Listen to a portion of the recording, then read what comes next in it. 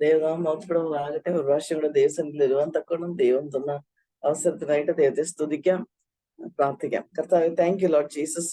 അങ്ങയുടെ വിലയേറിയ വചനം ഞങ്ങൾക്ക് അങ്ങ് തന്നതിനായിട്ട് അങ്ങേ സ്തുതിക്കുന്നു. കർത്താവെ, അത് ഒരിക്കലും മാറിപ്പോകുന്ന വചനമല്ലല്ലോ കർത്താവെ. ദൈവമേ, അത് ഞങ്ങളുടെ ഹൃദയത്തിൽ, ഞങ്ങളുടെ ജീവിതത്തിൽ ഇന്ന് കൈക്കൊള്ളുവാൻ ഞങ്ങൾ ആ കൃപ എടുക്കുവാൻ, കർത്താവ് അങ്ങ് തരുന്ന കൃപ ഞങ്ങൾ എടുക്കുവാൻ അങ്ങ് ഞങ്ങളെ സഹായിക്കുന്നതിനായിട്ട് അങ്ങേ സ്തുതി. Thank you Lord. There will be a change in our lives, Lord. ഇന്നത്തെ വചനം അങ്ങ് തരുമ്പോൾ in Jesus name we pray, amen. ഇന്നത്തെ വചന ധ്യാനത്തിനായിട്ട് മർക്കോസ് 9-ാം അധ്യായം, മർക്കോസ് 9-ാം അധ്യായത്തിന്റെ അതിന്റെ 14 മുതൽ വായിക്കാം.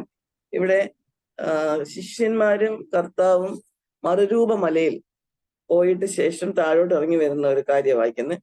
ആദ്യം അതിനകത്ത് യേശു കർത്താവിന്റെ ഒരു ഫ്രസ്ട്രേഷനാണ് വായിക്കുന്നത്. ഫ്രസ്ട്രേഷൻ 19-ാമത്തെ വാക്യത്തിലാണ്. യേശു കർത്താവ് ക്രൂശിക്കപ്പെടാനായിട്ടും യേശു കർത്താവ് വന്നതിന്റെ ഫൈനൽ ഉദ്ദേശം, ഏറ്റവും മെയിൻ ആയിട്ടുള്ള കാര്യം ചെയ്യാനായിട്ട് പോവാം. ആ സമയത്ത് യേശു കർത്താവ് 19-ാം വാക്യത്തില് യേശു കർത്താവ് ഫ്രസ്ട്രേറ്റഡ് ആയിട്ട് ചോദിക്കുന്ന ഒരു കാര്യമുണ്ട്. വായിക്കാം. അവൻ അവരോട്, അവിശ്വാസമുള്ള തലമുറയെ എത്രത്തോളം ഞാൻ നിങ്ങളോടുകൂടി ഇരിക്കും, എത്രത്തോളം നിങ്ങളെ പൊറുക്കും. ഞാൻ ഇംഗ്ലീഷിലും കൂടെ വായിക്കാം.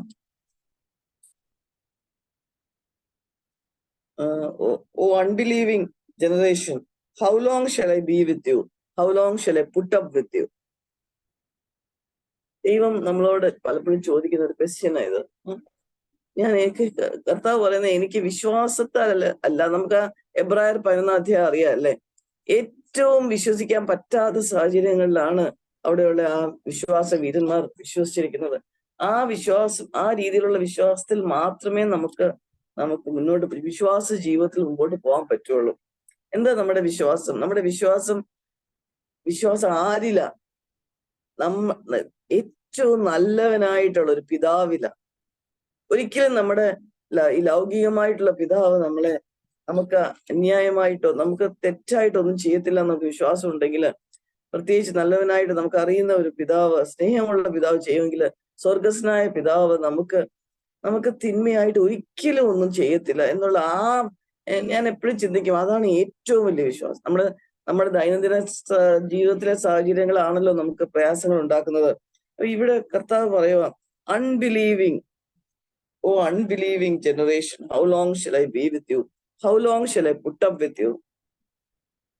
നമുക്ക് ഇവിടുത്തെ അപ്പം അതിനകത്ത് 5-ാം വാക്യത്തില് ഒരു മറുരൂപ മലയിൽ ഇരിക്കുക 3 ശിഷ്യന്മാരുടെ കർത്താവ്. അപ്പൊ പത്രോസ് യേശുവിനോട്, റബ്ബി, നാം ഇവിടെ ഇരിക്കുന്നത് നല്ലത്. ഞങ്ങൾ 3 കുടിലുണ്ടാക്കട്ടെ, ഒന്ന് നിനക്കും ഒന്ന് മോശയ്ക്കും ഒന്ന് ഏലിയാവിനും എന്ന് പറഞ്ഞു. താൻ എന്ത് പറയേണ്ടുവെന്ന് അവൻ അറിഞ്ഞില്ല. അതായത് നമുക്ക് ആക്ച്വലി ഏറ്റവും സന്തോഷം എന്തുവാ? കർത്താവിന്റെ കൂടെ ഇരിക്കാൻ. പക്ഷെ അത് കഴിയുന്ന ഉടനെയാണ് നമ്മുടെ ലൗകികമായിട്ടുള്ള കാര്യങ്ങളിലേക്ക് പോകുമ്പോൾ, നമുക്ക് പോകണ്ട, നമുക്ക് എപ്പോഴും കർത്താവിലൂടെ ഇരുന്നാൽ മതി. ഇതല്ലേ നമ്മുടെ ആഗ്രഹം. ഞാൻ ഓർക്കുമായിരുന്നു, കഴിഞ്ഞ ദിവസം വിശ്വാസത്തിന് ഒരു പരിശോധനയിൽ കൂടി ആക്ച്വലി ഞങ്ങൾ കുടുംബമായിട്ട് കടന്നുപോയി. ഞങ്ങളുടെ ചേർച്ചിൽ കുറച്ച് സീരീസ് ഓഫ് മീറ്റിംഗ്സ് നടക്കുക. ആ വൈകിട്ടത്തെ മീറ്റിംഗിൽ ഇരിക്കുമ്പോൾ മീറ്റിംഗ് കഴിയാറായപ്പോൾ എൻ്റെ മകൻ എന്നെ വിളിച്ചു. ആക്ച്വലി മോള് പ്രഗ്നന്റ് ആയിട്ട് ടേം ആയില്ല, അങ്ങനെ ഇരിക്കുന്ന ഒരു സന്ദർഭമാണ്. അപ്പം കുറച്ചും കൂടെ ആഴ്ചകൾ പോകണം അവളുടെ ടേം കംപ്ലീറ്റ് ചെയ്യണമെങ്കിൽ. ആ സമയത്ത് വിളിച്ചിട്ട് പറഞ്ഞു, അമ്മ പെയിൻ തുടങ്ങി മോൾക്കെന്ന്.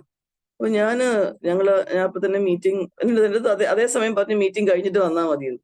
ചെന്ന് നോക്കുമ്പോൾ അവർക്ക് പെയിൻ തുടങ്ങി, സമയമായില്ല. അപ്പം ഒരു വലിയൊരു അൺസർട്ടനിറ്റിയാ മുമ്പില്. കാരണം ഈ ഹോസ്പിറ്റലിൽ തന്നെ ജോലി ചെയ്യുന്നതുകൊണ്ട് അറിയാം, ഒരു ടേം ആവാത്തൊരു കുഞ്ഞ് വെളിയിലുണ്ടായാൽ എത്ര ബുദ്ധിമുട്ടാന്നുള്ള കാര്യം. അപ്പൊ പക്ഷെ ഞാൻ പറഞ്ഞത്, നമ്മൾ ഏറ്റവും മീറ്റിംഗ് ശ്രദ്ധിച്ചുകൊണ്ടിരിക്കുമ്പോഴാണ് ഈ മെസ്സേജ് വരുന്നത്. ഇവിടെ അതുപോലെയാ. പത്രോസും ശിഷ്യന്മാരും കർത്താവും ഒക്കെ അവിടെ മറുരൂപ മലയിൽ ഇരിക്കും. അവിടെ നല്ല സന്തോഷമായിരുന്നു. കർത്താവിന്റെ ഗ്ലോറി, മഹത്വം ഒക്കെ പത്രോസ് ദർശിച്ചു. പത്രോസ് പറയും, ഇവിടെ അങ്ങ് ഇരുന്നാ മതിയായിരുന്നു. പക്ഷെ ദൈവം അങ്ങനെയല്ല നമ്മുടെ ജീവിതം പ്ലാൻ ചെയ്തിരിക്കുന്നത്. കർത്താവിന്റെ കൂടെ ഇരുന്നിട്ട് ആ കർത്താവിന്റെ ശക്തിയും ധൈര്യവും കർത്താവ് ആരാന്ന് മനസ്സിലാക്കിയിട്ട് ആ വാലിയിലോട്ട് ഇറങ്ങിച്ചെല്ലാനാ. അവിടെ ഇറങ്ങി വരുന്നുണ്ടേ ഒരു 3-4 കൂട്ടം ആൾക്കാരെ കാണുക. ഞാൻ അവരുടെ അടുത്ത് വായിക്കുമായിരുന്നു, the Lord is seeing the disputing scribes, the distracted father, the demon-possessed boy, and the defeated disciples.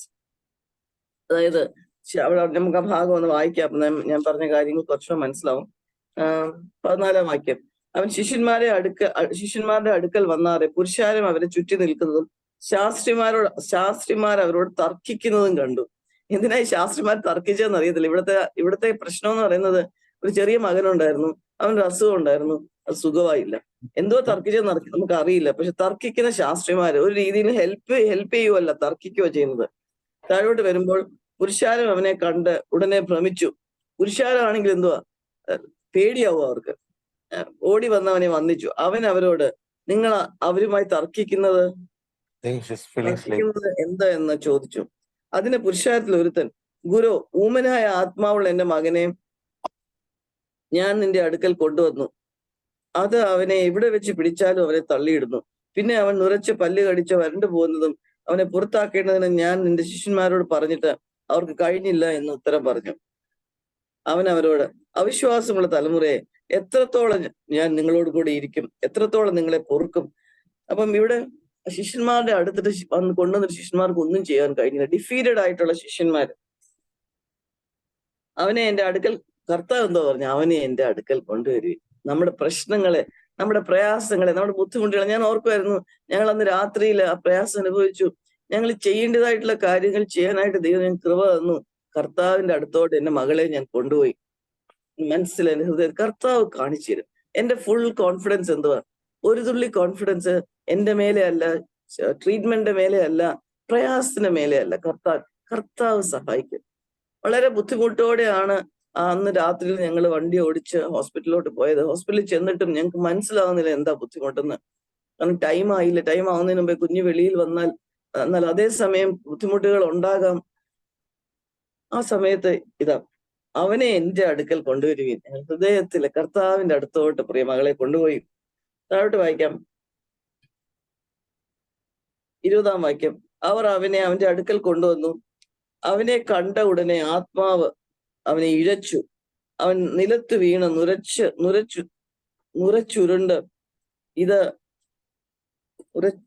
നുരച്ചുരുണ്ടു. ഇത് അവൻ സംഭവിച്ചിട്ട് എത്ര കാലമായി എന്ന് അവന്റെ അപ്പനോട് ചോദിച്ചതിന് അവൻ, ചെറുപ്പം മുതൽ തന്നെ അത് അവനെ നശിപ്പിക്കേണ്ടതിന് പലപ്പോഴും തീയിലും വെള്ളത്തിലും തള്ളിയിട്ടിട്ടുണ്ട്. നിന്നാൽ ഓക്കെ. അപ്പൊ നമ്മുടെ പ്രശ്നങ്ങള് നമ്മളെ തള്ളിയിടാനായിട്ട്, നമ്മളെ തകർക്കാനായിട്ടാണ് വരുന്നത്. ഒരു കാര്യം എനിക്ക് മനസ്സിലാവുമായിരുന്നു, കർത്താവിന്റെ അടുത്ത് വന്ന ഒറ്റയാള് പോലും നിരാശപ്പെട്ട് തിരിച്ചു പോയിട്ടില്ല.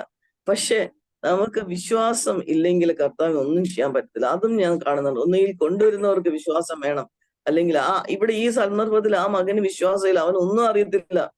പക്ഷെ ആ അപ്പനും വിശ്വാസമില്ല. അപ്പൻ പറയും, എനിക്ക് കുറച്ച് വിശ്വാസമുണ്ട്, പക്ഷെ എന്റെ വിശ്വാസം ഉള്ളത് കൊണ്ടാണ് അപ്പൻ പറയുന്നത്, നിന്നാൽ വല്ലതും കഴിയുമെങ്കിൽ. വിശ്വാസം ഇല്ലായിരുന്നെങ്കിൽ അപ്പൻ കർത്താവിന്റെ അടുത്ത് വരില്ലായിരുന്നു. ചെറിയ വിശ്വാസമുണ്ട് എങ്കിൽ മനസ്സലിഞ്ഞ് ഞങ്ങളെ സഹായിക്കണമേ എന്ന് പറഞ്ഞു. യേശു അവനോട്, നിന്നാൽ കഴിയുമെങ്കിൽ എന്നോ? ആ ക്വസ്റ്റ്യനാ കർത്താവ് ചോദിക്കുക, നിന്നാൽ കഴിയുമെങ്കിൽ എന്നോ? നമ്മൾ പലപ്പോഴും ഇങ്ങനെ നമ്മൾ പ്രാർത്ഥിക്കുന്നത്, കർത്താവ് നിനക്ക് കഴിയുമെങ്കിൽ എങ്ങനെയെങ്കിലും ഇതൊന്ന് ശരിയാക്കാൻ. അങ്ങനെയല്ല പ്രിയപ്പെട്ടവരെ. അടുത്ത ലൈന, വിശ്വസിക്കുന്നവന് സകലവും കഴിയുമെന്ന് പറഞ്ഞു. വിശ്വസിക്കുന്നവന് സകലവും കഴിയും. ഇതാണ് ഏറ്റവും വലിയ ട്രൂത്ത്. വിശ്വസിക്കുന്നവന്, നമ്മുടെ വിശ്വാസം എങ്ങനെയാണ് നമ്മുടെ മനസ്സില്. ഞാൻ എപ്പോഴും ബൈബിളിലെ ഹന്നായുടെ വിശ്വാസത്തെ ഓർക്കും. കർത്താവിന്റെ അടുത്തോട്ട് അവളുടെ കാര്യം, അവളുടെ ആവശ്യം കർത്താവ് നടത്തി തരും എന്നുള്ള വിശ്വാസം അവൾക്ക് വന്നു കഴിഞ്ഞപ്പോൾ അവളുടെ മുഖം പിന്നെ വാടിയതുമില്ല. ഞാൻ എപ്പോഴും ഓർക്കും, ഞാനത് എന്റെ ജീവിതത്തിൽ പകർത്താനായിട്ട് എപ്പോഴും ശ്രമിക്കാറുണ്ട്. ദൈവം എനിക്ക് കൃപ തരുന്നുണ്ട്. അത് ഏറ്റവും ഡിഫിക്കൽട്ടായിട്ടുള്ള സിറ്റുവേഷനിലും പല സാഹചര്യങ്ങളാണ് നമ്മുടെ ജീവിതത്തിൽ വരുന്നത്. സൗഖ്യം മാത്രമല്ല, പല സാഹചര്യങ്ങള് കർത്താവ് ചെയ്യും. ഞങ്ങള് വർക്ക് ചെയ്യുന്നിടത്ത് ഞങ്ങൾ ടീമായിട്ട് കർത്താവിൽ വിശ്വസിക്കുന്നത് എല്ലാവരും ഞങ്ങൾ ഓരോ സമയത്തും പറയുന്ന ഒരു വാക്കുണ്ട്, God will show, God will guide, God will help. ഇതേ കാര്യം തന്നെയാണ് ഞാൻ പറഞ്ഞ എന്റെ മകളുടെ കാര്യത്തിലും. ഹോസ്പിറ്റലിൽ കൊണ്ടുപോയപ്പോഴാണ് ഞങ്ങള് God will show what to do. അതേസമയം നമ്മള് ആ ഗോഡ് വിൽ ഷോ എന്ന് പറയുമ്പോ എന്തുവാ, ദൈവത്തിലോടാ നമ്മൾ നോക്കുന്നത്. അയ്യോ, എന്റെ മകൾ ഇങ്ങനെ ആയല്ലോ, എന്താ ഇങ്ങനെ വന്നത്, ഇത്രയായിട്ട് ശരിയാവുന്നില്ലല്ലോ, എത്ര പ്രാവശ്യം ഇങ്ങനെ പ്രയാസം വരുന്നത് എന്ന് പറഞ്ഞാൽ ഞാൻ പ്രോബ്ലത്തിലോട്ടാണ് നോക്കുന്നത്. God will show. ഗോഡ് അടുത്തടുത്ത സ്റ്റെപ്പായിട്ട് ഞങ്ങൾക്ക് ചെയ്യേണ്ട കാര്യങ്ങൾ ഞങ്ങൾ ചെയ്തു. എന്നിട്ടും ഞങ്ങളുടെ മകളുടെ വേദന മാറുന്നില്ല. ആ സമയത്ത് സമാധാനമായിട്ടിരുന്നു. കർത്താവിന്റെ സന്നിധിയില് സമാധാനമായിട്ട് വിശ്വാസത്തോടെ ഇരിക്കേണ്ട ആവശ്യം നമുക്കുണ്ട്. സമാധാനമായിട്ടിരുന്നപ്പോൾ അടുത്ത സ്റ്റെപ്പ് ദൈവം കാണിച്ചു. അതൊരു നമ്മുടെ ഹൃദയം ക്വയറ്റ് ആക്കിയില്ലെങ്കിൽ അടുത്ത സ്റ്റെപ്പ് ദൈവത്തിന് കാണിക്കാൻ പറ്റില്ല. നമ്മൾ നോക്കിയിരിക്കുക. പ്രശ്നം വരുമ്പോൾ നമ്മൾ വിഷമിക്കാനും ദേഷ്യപ്പെടാനും ക്വസ്റ്റ്യൻസ് ചോദിക്കാനും അങ്ങനെ ക്വസ്റ്റ്യൻസ് ചോദിച്ചുകൊണ്ടിരിക്കുമ്പോൾ നമ്മൾ എന്തുവാ പറയുന്നത്? നമുക്ക് വിശ്വാസം, നമ്മൾ ക്ലിയർ ആയിട്ട് പറയുമോ നമുക്ക് വിശ്വാസം ഇല്ല. ഓക്കെ, ഒരു പ്രശ്നം ഒരു പ്രാവശ്യം വന്ന്, 2 പ്രാവശ്യം വന്ന്, 20 പ്രാവശ്യം വരട്ടെ, 25 പ്രാവശ്യം വരട്ടെ, 25,000 പ്രാവശ്യം വരട്ടെ, അത് കർത്താവിന് സോൾവ് ചെയ്യാൻ പറ്റത്തില്ലേ പ്രിയപ്പെട്ടവരെ? ഏതെങ്കിലും പ്രോബ്ലം ഉണ്ടോ കർത്താവിന് സോൾവ് ചെയ്യാൻ പറ്റാത്തത്? കർത്താവിനെ നമ്മൾ ദുഃഖിപ്പിക്കുമല്ലേ നമ്മൾ കർത്താവിനോട് ക്വസ്റ്റ്യൻസ് ചോദിക്കുമ്പോൾ? എത്ര സിമ്പിൾ ആയിട്ടാ കർത്താവ് പറഞ്ഞത്, വിശ്വസിക്കുക, ഹാവ് ഫെയ്ത്ത്. അത് തന്നെ ഈ അപ്പനോട് പറഞ്ഞത്. രണ്ടാമത് ശിഷ്യന്മാരോട് പറയുന്ന ഒരു കാര്യം കൂടെ ഉണ്ട്, അത് വളരെ പ്രധാനപ്പെട്ട കാര്യമാണോ നമുക്ക് പറയാം. ഈ അപ്പനോട് പറയുക, യേശു അവനോട് നിന്നാൽ കഴിയുമെങ്കിൽ എന്നോ, വിശ്വസിക്കുന്നവന് സകലവും കഴിയും. എന്തൊരു വലിയൊരു വേഴ്സ് അത്. 23-ാമത്തെ വേഴ്സ് ഇംഗ്ലീഷിലും കൂടെ ഞാൻ വായിക്കാം. If you can, and Jesus said to him, if you can, all things are possible to him who believes. ഞാനിത് പറയട്ടെ, എന്റെ ജീവിതത്തിൽ ഇത് ഡെയിലി അനുഭവിക്കുന്ന ഒരു കാര്യമാണ്. എത്ര ഡിഫിക്കൽട്ട് ആയിട്ടുള്ള സിറ്റുവേഷൻസ് ഉണ്ടാവട്ടെ, വർക്ക് പ്ലേസിൽ ഉണ്ടാകട്ടെ, കുടുംബത്തിന്റെ സന്ദർഭത്തിൽ ഉണ്ടാകട്ടെ, അല്ലാത്ത ചേർച്ചിലെ കാര്യങ്ങളുടെ നീഡ്സിലാവട്ടെ, ഇന്റർപേഴ്സണൽ റിലേഷൻഷിപ്സിലാവട്ടെ, സ്വന്തമായിട്ടുള്ള പേഴ്സണൽ നീഡ്സിലാവട്ടെ, കർത്താവ് all things are possible to him who believes. കർത്താവ് God will show the next step. God will solve my problem. ഇങ്ങനെ പറയുമ്പോൾ നമ്മുടെ ഹൃദയത്തിലെ വിശ്വാസം എങ്ങനെയാ പുറത്തു വരുന്നത്? നമ്മുടെ ഫേസിലാ. നമുക്ക് സമാധാനമുണ്ട്, നമുക്ക് ചിരിക്കാൻ പറ്റും. അത് ചുമ്മാതെ അല്ല, അത് 100% ഉറപ്പായിട്ട് കർത്താവ് അടുത്ത സ്റ്റെപ്പ് കാണിച്ചു. ഈ കാര്യം കൊണ്ട് ഈ കാര്യം ഇങ്ങനെ സംഭവിച്ചെങ്കിൽ അത് നന്മയ്ക്ക് വേണ്ടിയാ. ആക്ച്വലി നിങ്ങൾ വിശ്വസിക്കത്തില്ല, ഞാൻ പറഞ്ഞാല് 24 മണിക്കൂറിനകത്ത് ഞങ്ങളുടെ മകളെയും കൊണ്ട് വീട്ടിൽ വന്ന് അവളെ ആക്ച്വലി തന്നെ വീട്ടിലാക്കിയിട്ട് മകനെ റെയിൽവേ സ്റ്റേഷനിൽ കൊണ്ടുവിടാനായിട്ട് സാധിച്ചു. അത്രയ്ക്ക് സൗഖ്യം ദൈവം തന്നു. കർത്താവ് അടുത്ത സ്റ്റെപ്പ് കാണിച്ചു. ഇല്ല, ഓൾ ഗ്ലോറി ടു ഗോഡ്. കർത്താവ് മാത്രമാണ് ചെയ്തത്. നമുക്കൊരു കൺട്രോളുള്ള സാധനമല്ല ഒരു പ്രഗ്നൻസി എന്ന് പറയുന്നത്. പക്ഷെ കർത്താവ് ട്രൈ ചെയ്തുകൊണ്ടിരിക്കുക. എങ്ങനെ ഇനിയും വിശ്വസിക്കുമോ, ഇനിയും വിശ്വസിക്കുമോ, ഇനിയും വിശ്വസിക്കുമോ, എന്നെ വിശ്വസിക്കുമോ? കർത്താവ് നോക്കുക. കർത്താവിന് മക്കളല്ലാത്തവർക്ക് ഈ പ്രശ്നങ്ങളൊന്നും വരത്തില്ല. കാരണം കർത്താവ് അവരുടെ കൂടെ ലൈഫിൽ ഇൻവോൾവ് അല്ലല്ലോ ആ രീതിയിൽ, രക്ഷയ്ക്കായിട്ട് ഇൻവോൾവ് അല്ലാതെ. ബ്യൂട്ടിഫുൾ ആയിട്ട് ഞങ്ങൾക്ക് ഇപ്പോഴും ചിന്തിക്കാൻ വയ്യ. ഇപ്പോഴും ഞങ്ങളത് 10 പ്രാവശ്യം ഇന്നലെ പറഞ്ഞു. ഏത് ഡയറക്ഷനിൽ വണ്ടി ഓടിച്ച് ഹോസ്പിറ്റലിൽ പോയോ, 24 മണിക്കൂർ ആവുന്നതിന് മുമ്പേ വീട്ടിൽ വന്നിട്ട് അതേ ഡയറക്ഷനിൽ പോയിട്ട്, കാരണം ചെങ്ങന്നൂരിൽ നിന്നായിരുന്നു ബസ് കയറുമ്പോൾ ട്രെയിൻ പിടിക്കേണ്ടത്, സമാധാനമായിട്ട്, അതായത് ആ മകളെ ആ റൂമിൽ തന്നെ ആക്കിയിട്ട് ഞങ്ങൾക്ക് ഇവനെ സ്റ്റേഷനിൽ കൊണ്ടുവിടാൻ പറ്റി. ദൈവത്താൽ അസാധ്യമായിട്ടുള്ളത് എന്തുവാ? All things are possible to him who believes എന്നാ കർത്താവ് പറഞ്ഞിരിക്കുന്നത്. കർത്താവ് എന്താ അടുത്ത ചെയ്യുന്നത് നമുക്കൊന്ന് വായിക്കാം. അവനെ 22 വായിക്കുക. അത് അവനെ നശിപ്പിക്കേണ്ടതിന്, താഴോട്ട് വായിക്കാം 23. യേശു അവനോട് നിന്നാൽ കഴിയുമെ എങ്കിലെന്നോ വിശ്വസിക്കുന്നവൻ സകലവും കഴിയുമെന്ന് പറഞ്ഞു. ബാലന്റെ അപ്പൻ ഉടനെ നിലവിളിച്ചു, കർത്താവെ ഞാൻ വിശ്വസിക്കുന്നു, എന്റെ അവിശ്വാസത്തിന് സഹായിക്കണം. ഇതാ കർത്താവ് ആഗ്രഹിക്കുന്നത്. കർത്താവിനോട്, കർത്താവെ എന്റെ വിശ്വാസത്തെ അങ്ങ് സഹായിക്കണമേ. എന്നാലും പുരുഷാരെ ഓടിക്കൂടുന്നത് യേശു കണ്ടിട്ട് അശുദ്ധാത്മാവിനെ ശാസിച്ചു, ഊമനും ചെകിടനുമായ ആത്മാവെ ഇവനെ വിട്ടുപോ, ഇനി അവനിൽ കടക്കരുത് എന്ന് ഞാൻ നിന്നോട് കൽപ്പിക്കുന്നു എന്ന് പറഞ്ഞു. അപ്പോൾ അത് നിലവിളിച്ച് അവനെ വളരെ ഇഴച്ചു പുറപ്പെട്ടു പോയി. മരിച്ചുപോയി എന്ന് പലരും പറവാൻ തക്കവണ്ണം അവൻ മരിച്ച പോലെയായി. യേശു അവനെ കൈക്ക് പിടിച്ച് നിവർത്തി അവൻ എഴുന്നേറ്റു. കർത്താവ് ഈ രീതിയിൽ നമ്മുടെ ആവശ്യങ്ങളിൽ നമ്മളെ സഹായിക്കാനായിട്ട് കർത്താവ് വില്ലിങ്ങ. കർത്താവ് നോക്കിയിരിക്കുക എങ്ങനെയാണ് നമ്മളെ സഹായിക്കേണ്ടതെന്ന്. കർത്താവിന് കൃപ തരട്ടെ. നമുക്ക് ഓരോരുത്തർക്കും വിശ്വാസം കയ്യിലെടുത്ത് പോവാൻ. ഈ ഒരു കാര്യം ഞാൻ ചിന്തിക്കുമായിരുന്നു. കർത്താവിന്റെ അടുത്ത് നമ്മൾ പലപ്പോഴും നമ്മൾ പലപ്പോഴും നമ്മളിൽ തന്നെ നിന്ന് കറങ്ങിക്കൊണ്ടിരിക്കും. എന്താ ഇങ്ങനെ സംഭവിച്ചത്, എന്താ പ്രശ്നം, എന്താ എനിക്ക് കുഴപ്പം, അങ്ങനെ ഒന്നും ചെയ്യേണ്ട സിമ്പിൾ ഫെയ്ത്തില് ഈ അപ്പൻ കൊണ്ടുവന്നത് പോലെ. അപ്പന് വിശ്വാസം ഇല്ലായിരുന്നു അത്രയും, എന്നാൽ പോലും അപ്പൻ ചെയ്ത ഒരു കാര്യമുണ്ട്. ആ മകനെ ശിഷ്യന്മാർ കഴിയാഞ്ഞ കാര്യത്തില് മകനെ അപ്പൻ യേശു കർത്താവിന്റെ അടുത്ത് കൊണ്ടുവന്നു. നമുക്കും അങ്ങനെ ചെയ്യാം. ഇത് കഴിഞ്ഞിട്ട് ഒരു വളരെ പ്രധാനപ്പെട്ട ഒരു വാക്യം ഞാൻ വായിക്കട്ടെ. അതാണ് ലാസ്റ്റ് വായിക്കാൻ പോകുന്നത്. അവൻ എഴുന്നേറ്റു. 28. വീട്ടിൽ വന്ന ശേഷം ശിഷ്യന്മാർ സ്വകാര്യമായി അവനോട്, ഞങ്ങൾക്ക് അതിനെ പുറത്താക്കുവാൻ കഴിയാത്തത് എന്താണെന്ന് ചോദിച്ചു. പ്രാർത്ഥനയാൽ അല്ലാതെ ഈ ജാതി ഒരു നാളും പുറപ്പെട്ടു പോകുകയില്ല എന്ന് അവർ പറഞ്ഞു. വേറെ മത്തായില് പറയുമ്പോൾ പ്രാർത്ഥനയാലും ഉപവാസത്താലും വളരെ വളരെ പ്രധാനപ്പെട്ട ഒരു കാര്യമാണ് നമ്മുടെ ജീവിതത്തിൽ ഉപവാസവും പ്രാർത്ഥനയും.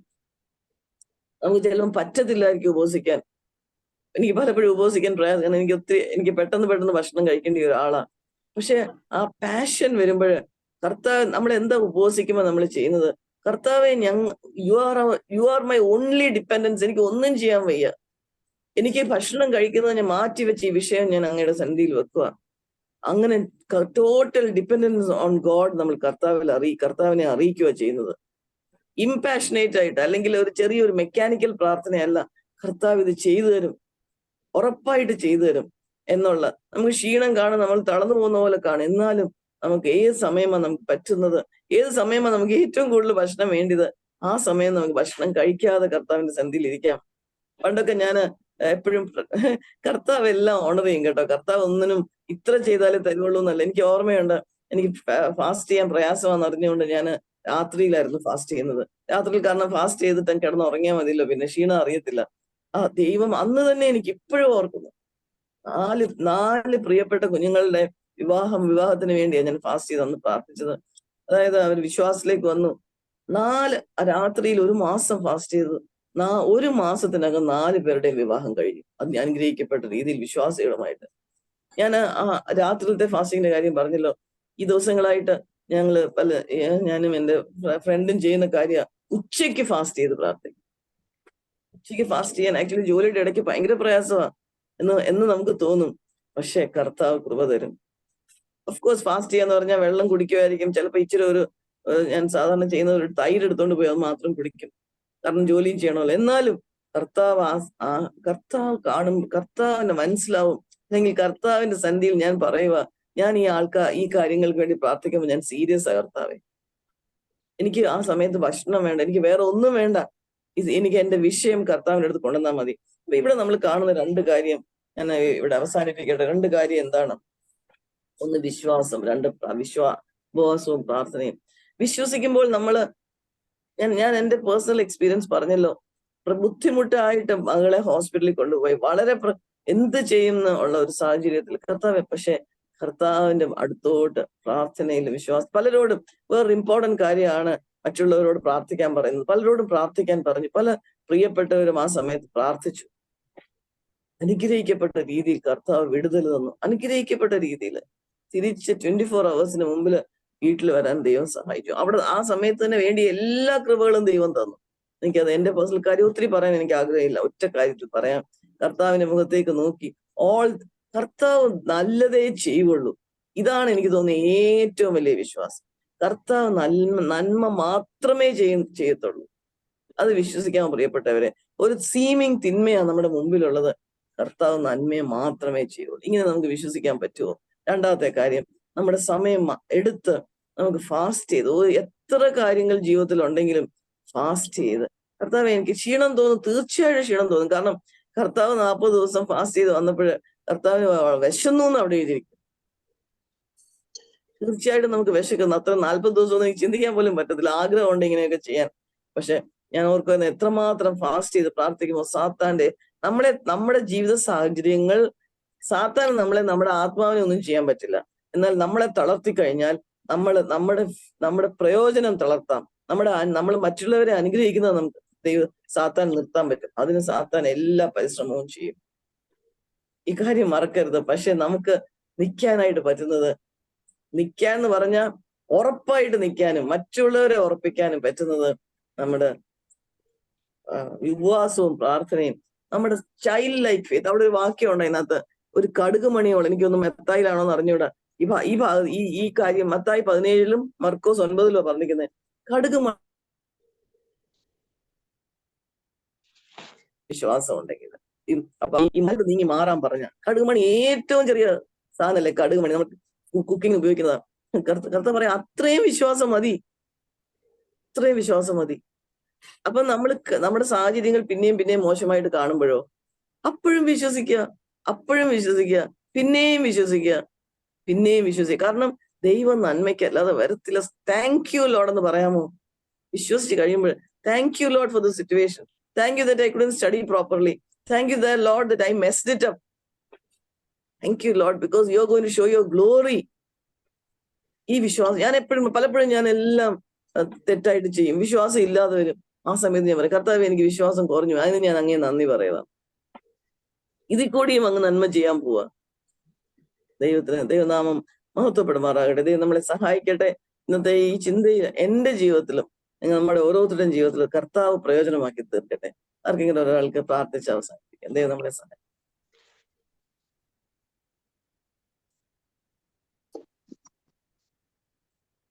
Lord and loving Heavenly Father, കർത്താവെ സമയത്തിനായിട്ട് ഞങ്ങൾ അങ്ങ് സ്തുതിക്കുന്നു, സ്തോത്രം ചെയ്യുന്നു.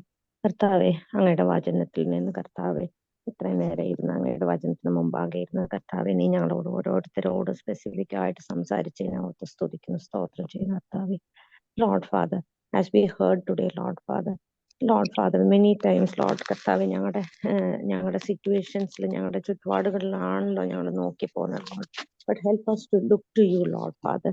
ആ ഫെയ്ത്ത് കർത്താവെ അത് പലപ്പോഴും ഞങ്ങൾ Lord Father, many times, Lord, we lack faith, Father. But Father, as your word says, Father, help us to just trust you, Lord Father. As your word says, Lord, if you can believe, all things are possible to him who believes, Lord. Lord, give us that faith in our heart, Lord. And Father, Lord Father, give us the grace, Father, to each day, Father, to dwell in your word, Lord, and to Father, to rest on your word, Lord. കർത്താവെ ഈ സമയത്ത് പ്രത്യേകിച്ചും കർത്താവെ ഞങ്ങളുടെ ജീവിതത്തിലെ ആ prayer life ഒക്കെ ഓർത്ത് പ്രാർത്ഥിക്കുന്ന കർത്താവെ, we confess, Lord Father, our slackness in our prayer and fasting, Lord. Father, help us to bring before you, Lord Father, all our Father needs and Father wants, Lord Father, in prayer and fasting, Lord. And Father, through that, Lord, we come to see your glory, Lord. Thank you, Lord Father, because as we trust you, Lord Father, and as we commit our needs before you, Lord, you are there to Father, to work upon it, Lord. And Father, കർത്താവെ ഈ സമയത്ത് ഞങ്ങൾ പ്രത്യേകിച്ച് Binoy share ചെയ്ത കാര്യങ്ങളൊക്കെ ഓർത്ത് പ്രാർത്ഥിക്കുന്ന കർത്താവെ, how you led them through this situation over the last week, Lord. Father, as she shares, Lord, Father, we thank you, Lord, because each one of us are being encouraged, Father, to know that you are a God, Father, who rules above everything, Lord.